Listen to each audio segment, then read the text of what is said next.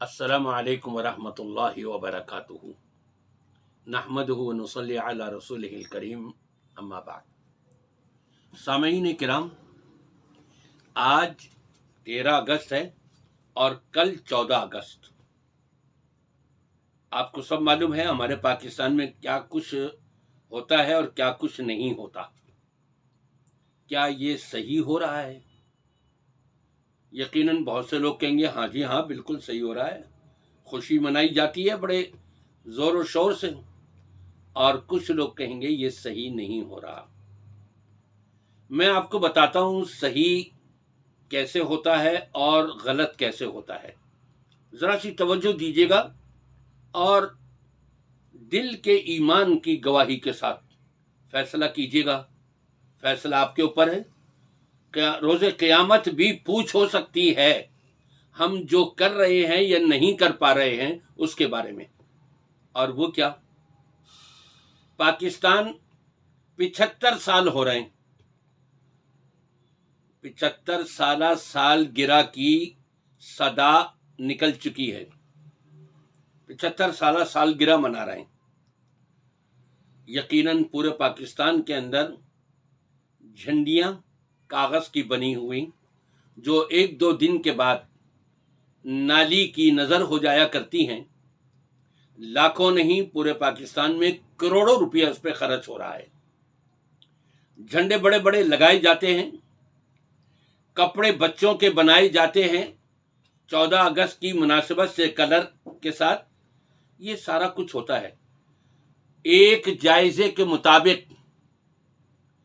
हर साल 14 अगस्त पर खर्च होने वाला सरकारी तौर पर और अवामी सतह पर 4 अरब रुपया 4 अरब रुपया सालाना खर्च हो रहा है, बर्बाद हो रहा है। आप कहेंगे बर्बाद कैसे हो रहा है? आपकी सारी झंडियां नालियों में पड़ी हुई नजर आएंगी और आपने रुपया पैसा लगा दिया, तो ये क्या बर्बाद नहीं हो रहा है? आपको क्या मिला ये 4 अरब रुपया खर्च करके? हर साल पाकिस्तान मकरूज होता चला जा रहा है और ये खुशियां मनाते हुए इतना अखराजात जो है बढ़ाए चले जा रहे हैं। हर साल और ज्यादा बढ़ रहा है। पाकिस्तान हासिल किया गया था कलमे की बुनियाद पर, ला इलाहा इल्लल्लाह। आजादी चाहते थे वहां। किस चीज की आजादी? कि हम इस्लाम के ऊपर मुकम्मल तौर पर आजादाना तौर पर अमल कर सकें।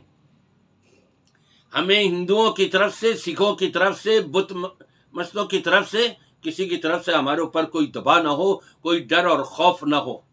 आजादाना तौर पर हम अल्लाह की इबादत गुजार सकें। अल्लाह ने मुल्क दे दिया और हमारे बड़ों ने लाखों की कुर्बानियां दे करके, लाखों ने अपनी जानों की कुर्बानियां दी, इस्मतों की कुर्बानियां दी गईं।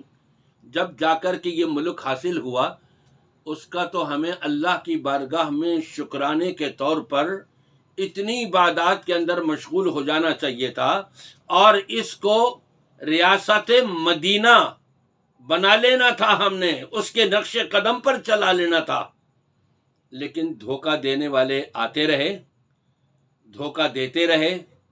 मुशर्रफ को देख लें, उसने किस तरह से दीन का काम करने वाली खवातीन, लड़कियां, दीन की तालीम हासिल करने वालियों के ऊपर जो बम फेंके हैं और उनके जिस्म के टुकड़े टुकड़े होकर के, जिस्म का किसी का टुकड़ा पंखे पे, किसी का छत पे, किसी का दीवार पे, किसी का कहीं, ये मुशर्रफ ने अपने दौर में करी। अल्लाह इसको बर्बाद करे और इसकी उम्र अल्लाह फ़क्र व फाखे वाली और ज़िल्लत और रुसवाई वाली अल्लाह इसकी लंबी ज़िंदगी कर दे, ताकि इसको एहसास हो कि मैंने ये जुल्म ज़्यादतियाँ की थी उन माओ बहनों के ऊपर, उन बेटियों के ऊपर कि जो दीन इस्लाम की तालीमात हासिल करने के लिए अपने घरों से जाया करती थी। और फिर अब रियासत मदीना का नाम लेकर, धोखा देकर और कुछ बिकाऊ मुल्लाओं को अपने साथ मिलाकर के पैसे दे करके और तारीफें करवा करके 3 ساڑھے 3 سال کے اندر ملک کا 4 سال کے اندر ملک کا کیا حشر کر دیا، یہ آپ کو معلوم ہے سارا کچھ۔ اور ابھی بھی آزادی آزادی آزادی کا نعرہ لگایا جا رہا ہے۔ بھائی کیسی آزادی؟ ایسی آزادی کہ تم اپنی ماؤں بہنوں کے ساتھ زنا کاری کرو، یہ تم چاہتے ہو کیا آزادی؟ اسلام نے جو انسانیت کو آزادی دی ہے، کسی اور مذہب کے اندر ایسی آزادی نہیں ملتی۔ اسلام نے جو قانون دیا ہے، اسلام نے جو آئین پیش کیا ہے، اس کے اوپر عمل کرنے میں سب کی حفاظت ہوتی ہے، یہی تو ہے اصل آزادی۔ پھر چوروں کو بھی آزادی ملنی چاہیے نا، ڈاکوؤں کو بھی آزادی ملنی چاہیے، قاتلوں کو بھی آزادی ملنی چاہیے۔ ان ساری چیزوں پر نظر رکھتے ہوئے اللہ کا ڈر اور خوف اپنے اندر قائم کریں اور توبہ اور استغفار کریں اللہ کی بارگاہ میں کہ اب تک جو ہو گیا ہم نے کر لیا، یا اللہ تو ہمیں معاف کر دے، اب ہم آئندہ انشاءاللہ تعالی دین کو اپنے اوپر نافذ کرنے کی کوشش کریں گے۔